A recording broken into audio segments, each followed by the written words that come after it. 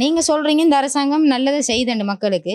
ஆனா இப்ப பொருளாதாரத்துல பார்த்தோம்னு சொன்னா பொருட்களோட விலை அதிகரிப்பு. அதுக்கு நாங்க என்ன செய்ய, திடீர்னு மழை வருது, வெள்ளம் வருது, மற்றது உப்பு விளையிற இடமெல்லாம் வெள்ளம் வந்து அழிச்சிட்டு அப்ப இவன் என்ன இது பண்றான், என்ன வீட்டை யாருக்கு அள்ளி கொண்டு வந்து கொடுக்கறதுக்கு. ஓகே, அப்ப அந்த கரண்ட் பில் எல்லாம் கூட்டுறது, அது கரண்ட் பில் கூட்டுறா அது நாட்டின் பொருளாதார பற்றாக்குறை இருக்கு. மற்றும் அடிக்கடி இப்போ இந்த முறை பெய்த மழை மாதிரி வேற ஒரு முறையும் வெயில் வெள்ளாமை அழிக்குதா மற்றும் எந்த இதுனாலும் இப்போ நாட்டின் இது பிள்ளை எது கிளைமேட் இதுகள் பிள்ளையா இருக்கு. அதால் ஒன்றுங்க நாடு நல்ல நிலைக்கு வரும்.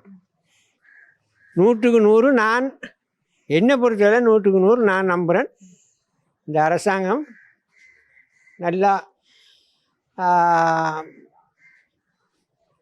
ஒரு 25 வருடம் என்றாலும் இந்த அரசாங்கம் இருக்குமா இருந்தால் சிங்கப்பூர் தான் சொல்லுவான்.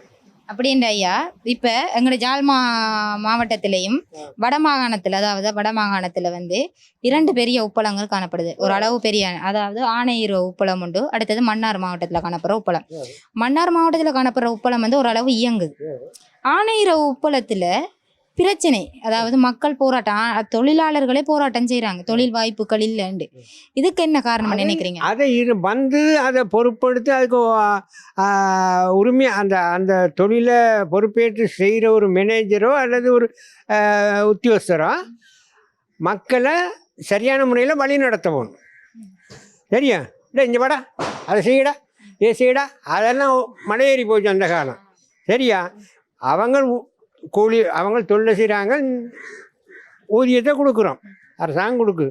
நீங்கள் செய்கிறது சரியான முறையில் செய்யுங்க. ஏன் அவனுக்கு நான் மண்டப்பிள்ளைய போராட்டம் செய்யவும் அடிக்கவும் அது செய்யவும் அவனுக்கு மண்டப்பிள்ளைய இல்லையே. நீ சரியாக நடந்தால் தொழிலாளி சரியாக நடப்பான். இதுதான் என்ற உண்மை. அப்போ இந்த மக்கள் என்ன சொல்கிறாங்கன்னு சொன்னால், இந்த முகாமைத்துவத்தில் இருக்கிற அந்த அதிகாரியாக இருக்கட்டும், அங்கே வேலை செய்கிற ஆஃபீஸர்ஸாக இருக்கட்டும், அவங்க எல்லாமே என்பிபி கட்சிக்குரிய ஆக்கலன்னு தான் சொல்கிறாங்க. அப்போ இந்த அரசாங்கத்தில் இருக்கிற அதிகாரிகள் தானே அப்போ மக்களை துன்புறுத்துறாங்க.